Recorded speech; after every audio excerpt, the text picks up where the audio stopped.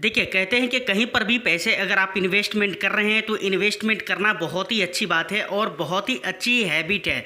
लेकिन उससे भी बड़ी बात क्या होती है, उससे भी बड़ी बात ये होती है कि अगर उसी पैसे को आप एक बेस्ट स्ट्रैटेजी के साथ इन्वेस्टमेंट कर रहे हैं तो वहाँ पर आपके जो रिटर्न सिंगल डिजिट के हो सकते थे, आप अगर यकीनन 100% गारंटी के साथ मैं कहता हूं कि अगर आप बेस्ट स्ट्रैटेजी के साथ कहीं पर निवेश करें, ख़ास तौर से इक्विटी मार्केट में, तो रिटर्न्स की गारंटी तो नहीं होती है, लेकिन ये बात तय है कि जितने अच्छे रिटर्न्स आपको मिल जाएंगे उसका कोई जवाब नहीं है। अगर विदाउट आप स्ट्रैटेजी तैयार किए हुए निवेश करते हैं तो वहाँ पर आपको यकीनन फ़ायदा तो होंगे ही लॉन्ग टर्म में, लेकिन उतने ज़्यादा फ़ायदा, उतने ज़्यादा प्रॉफिट आपको नहीं समझ में आएगा। लेकिन अगर बेस्ट स्ट्रैटेजी के साथ एक अच्छे हिसाब किताब बनाकर, एक अगर अच्छी पोर्टफोलियो के साथ अगर लॉन्ग टर्म तक के बने रहते हैं तो यकीनन जो भी आपका मकसद होगा, जिस मकसद से भी आप इन्वेस्टमेंट कर रहे हैं, 100% वो मकसद आपका पूरा हो जाएगा। इसीलिए आज की इस वीडियो में हम बात करेंगे फ्लेक्सी कैप फंड के फ़ायदे क्या है, क्यों आपको निवेश करना चाहिए। साथ ही साथ 3 फ्लेक्सी कैप फंड भी मैं आपको बताने वाला हूं जो अपनी अपनी जगह पे बहुत ही बेस्ट है, बहुत ही टॉप है। तो वीडियो को शुरू करते हैं, लेकिन उससे पहले सर है एक हम्बल रिक्वेस्ट करना चाहूँगा, वीडियो को एक लाइक करके ज़्यादा से ज़्यादा शेयर कर दें। चैनल को अगर अभी तक आपने सब्सक्राइब नहीं किया है तो चैनल को भी ज़रूर सब्सक्राइब कर लें। देखिए सर, सबसे पहले अगर बात चल रही है तो ज़रूरी हो जाता है ये बता देना शॉर्ट में कि आखिर फ्लेक्सी कैप होते क्या है। देखिए, फ्लेक्सी कैप वो फंड होते हैं जिनके फंड मैनेजर के ऊपर सेबी के रेगुलेशन के हिसाब से minimum 65% equity and equity related instrument में इन्वेस्टमेंट करना ज़रूरी होता है। अब देखिए, मिनिमम 65% उन्हें इक्विटी में डालना है, लेकिन इससे भी इम्पोर्टेंट बात यह है कि यहाँ पर जो होते हैं फंड मैनेजर को पूरी फ्लेक्सिबिलिटी होती है।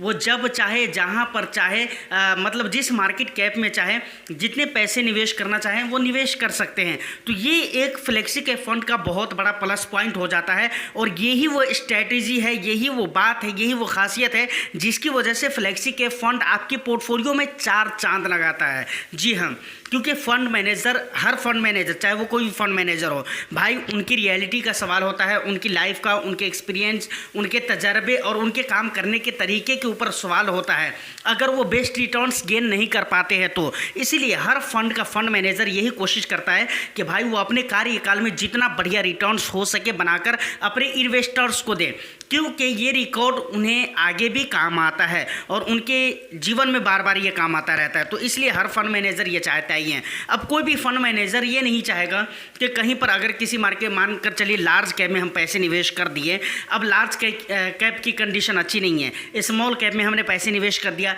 स्मॉल कैप की कंडीशन अच्छी नहीं है, तो फंड मैनेजर को फ्लेक्सिबिलिटी है, उसके बावजूद कंडीशन ना अच्छा है स्मॉल कैप का, फिर भी वो स्मॉल कैप में बना हुआ रहेगा, ऐसा नहीं कर सकता है फंड मैनेजर। तो ये फंड मैनेजर की एक मजबूरी हो जाती है। अब वो क्या करेंगे फंड मैनेजर, उनको फ्लेक्सिबिलिटी है, जब चाहे, जिस वक्त चाहे वो पैसे को जिस मार्केट कैप से चाहे निकाल सकते हैं और किसी दूसरे मार्केट कैप में रख सकते हैं जहाँ पर उनको लगता है कि नहीं, यहाँ पर पैसे रखना ज़्यादा अच्छा होगा क्योंकि यहाँ पर रिटर्न्स ज़्यादा बन सकते हैं आने वाले। उनकी जो कुछ स्ट्रैटेजी होती है, जिस स्ट्रैटेजी की बुनियाद पर वो पता लगाते हैं कि आने वाला टाइम में किस मार्केट कैप में ज़्यादा उछाल देखने को मिल सकता है। तो फ्लेक्सी कैप में फंड मैनेजर के पास फ्लेक्सिबिलिटी होना ये बहुत ही बड़ा प्लस पॉइंट हो जाता है इन्वेस्टर्स के लिए। और अगर आप फ्लेक्सी कैप, मल्टी कैप को डाइवर्सिफिकेशन के हिसाब से देखने की कोशिश करें तो यहाँ पर डाइवर्सिफिकेशन आपको बहुत अच्छे लेवल का मिल जाता है। इसलिए मुझे लगता है कि आपकी पोर्टफोलियो में इस तरह के कैटेगरी के फंड और ये multi cap, flexi cap, multi asset allocation fund, इस तरह के जो फंड होते हैं ना, इस तरह के फंड आपके पोर्टफोलियो में ही होना चाहिए। देखिए, मैं बराबर एक बातें कहता हूं, अगर आप मुझे रेगुलर फॉलो कर रहे हैं तो आपको पता होगा कि ये फंड आपको इसलिए नहीं रखना चाहिए कि आपको रिटर्न्स ही बनेंगे, लेकिन ये फंड आपको इसलिए ज़रूर रखना चाहिए कि बुरे टाइम में आपको साथ ज़रूर देंगे। अगर फ़ंड की बात की जाए कि कौन कौन बेस्ट फंड है, तो मेरे कुछ पसंदीदा फंड है जो मुझे अच्छे लगते हैं, लेकिन आपको अच्छा लगता है या नहीं लगता है आप मुझे कमेंट में बताइएगा। सबसे पहले नंबर पे आता है JM flexi cap fund direct growth plan. समझ रहे कि नहीं, यहाँ पर क्रिसिल की तरफ से इसको 5 स्टार की रेटिंग दी गई है। उसके बाद AUM की अगर मैं बात करूँ तो बहुत बड़ा AUM नहीं है, बहुत छोटा सा AUM है, 2107.42 करोड़ का AUM है। समझ रहे कि नहीं, 58% का 40.58% का रिटर्न्स दिया है पिछले 3 ईयर्स में। यहाँ पर एक चीज़ मैं आपको याद दिलाना चाहूँगा, पिछले 3 ईयर्स में कॉन्ट स्मॉल कैप का रिटर्न्स आप देखेंगे ना तो कितना है, 40.47%, यही रिटर्न्स है ना। लेकिन ये फ्लेक्सी कैप फंड है भाई, उसके बावजूद भी पिछले 3 ईयर्स में सालाना तौर पे ईयरली इस फंड ने 40.58% का रिटर्न्स दिया है पिछले 3 ईयर्स में।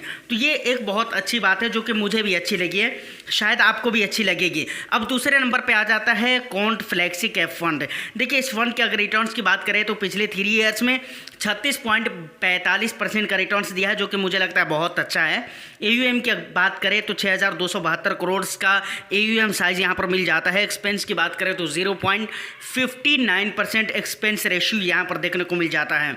ये भी फंड बहुत ही अच्छे है, आप जाकर चेकआउट कर सकते हैं। देखिए किसी भी फंड के बारे में मैं ये आपको नहीं कहता हूँ या फिर मेरी तरफ से कोई ऐसा फोर्स नहीं होता है कि आपको इस फंड में निवेश करना है या नहीं करना है, वो आपकी अपनी मर्जी के ऊपर होती है, आपके अपने पसंद के ऊपर होती है। बल्कि मैं तो ये कहता हूँ कि आप किसी की भी वीडियो देखते हैं, सिर्फ वीडियो देखकर आर्टिकल पढ़कर आपको निवेश नहीं करना चाहिए जब तक आप अपनी रिसर्च न कर लें। साथ ही साथ रिसर्च करिए, आप उससे सेटिस्फेक्शन आपको मिल जाता है रिसर्च करने के बाद, तो ही आप निवेश करिए। किसी भी शख्सियत को देखकर कि भाई इसने कह दिया तो ऐसा ही है, ऐसा नहीं होना चाहिए। मुझे लगता है कि अगर सिर्फ आप इन बातों पर और वीडियो आर्टिकल पे डिपेंडेड है तो मुझे लगता है कि कहीं ना कहीं आप गलत ज़रूर कर रहे हैं। तीसरे नंबर पे जो फंड है हमारी लिस्ट में वो है bank of India flexi cap fund. इसके अगर रिटर्न्स की बात करें, लेकिन उससे पहले AUM की बात कर लेते हैं। 879.32 करोड़ का, सिर्फ 879 करोड़ का AUM है इसका, समझ रहे कि नहीं। रिटर्न्स की अगर मैं बात कहूँ तो SIP रिटर्न्स इसके रहे हैं 37.53% के पिछले 3 ईयर्स में। जो भी रिटर्न्स मैंने यहाँ पर बात करी है ना, वो SIP रिटर्न्स की बात करी है। तो ये तीनों फंड है, इन तीनों फंड में से आप किसी भी फंड में निवेश कर सकते हैं, लेकिन उस वक्त तक आपको निवेश नहीं करना है जब तक आप खुद ब खुद इस पे रिसर्च ना कर लीजिए और आपको सेटिस्फेक्शन ना मिल जाए। देखिए अब यहाँ पर एक बात लास्ट में मैं ज़रूर कहना चाहूँगा कि देखिए कभी भी आप अपनी पोर्टफोलियो बनाते हैं ना, तो आपको घबराना नहीं है और जल्दीबाजी नहीं करनी है आपको। और पोर्टफोलियो आपको हमेशा अच्छी पोर्टफोलियो बनाना है। ऐसी पोर्टफोलियो, अच्छी पोर्टफोलियो कहने का मतलब ये है कि जहाँ पर रिटर्न्स मिल सके, ये नहीं, बल्कि मैं ये कहना चाह रहा हूँ कि जिसके साथ आप लॉन्ग टर्म के लिए टिके रह सकें। देखिए अभी मैंने कल के डेट में तो वीडियो हमारी नहीं आ पाई थी, उससे पहले वीडियो आई थी, समझ रहे कि नहीं। उस वीडियो में मैंने कहा था कि भाई ज़्यादातर लोग जो आजकल अपनी SIP बंद कर देते हैं, आजकल बहुत सारे SIP अकाउंट बंद हो रहे हैं। तो मैंने उस वीडियो में बताया हुआ है कि SIP अकाउंट जो बंद हो रहे हैं म्यूचुअल फंड के अंदर, इन्वेस्टर्स जो म्यूचुअल फंड में इन्वेस्टमेंट करना, SIP करना बंद कर रहे हैं, इसके पीछे का रीज़न क्या है। उसमें एक ख़ास रीज़न ये भी था कि लोग ओवर रिस्क ले लेते हैं और वो फिर जब तक मार्केट की कंडीशन अच्छी रहती है तब तक बने रहते हैं, फिर मार्केट कंडीशन ख़राब हुआ तो वो फिर फ़ौरन निकल जाते हैं, क्योंकि उनके रिस्क एपिटाइट के साथ वो मैच करने वाला पोर्टफोलियो था ही नहीं, तो वो टिके नहीं रह सकते हैं क्योंकि उनके पास इतना दिल ही नहीं है। तो इसलिए ऐसा काम ही नहीं करना है, आपको हिसाब किताब से पोर्टफोलियो बनाना है। और मैं 2-3 फंड बोलता हूँ, आपको ज़रूर ही ऐड करना चाहिए। Multi cap, flexi cap, multi asset allocation का फंड, ये 3 कैटेगरी ऐसे कैटेगरी हैं जो आपकी पोर्टफोलियो को बैलेंस करके रखता है, हिसाब किताब देकर रखता है। कम से कम एलोकेशन आपको यहाँ पर ज़रूर करना चाहिए, लेकिन करना ज़रूर चाहिए। तो फिलहाल उम्मीद करता हूँ कि वीडियो आपको अच्छी लगी हो तो एक लाइक कर दीजिए, शेयर कर दीजिए। चैनल को अगर अभी तक आपने सब्सक्राइब नहीं किया तो चैनल को भी ज़रूर सब्सक्राइब करें। मैं फिर मिलता हूँ किसी नेक्स्ट एंड इंटरेस्टिंग वीडियो में, जब तक के लिए all the best. Thank you for watching.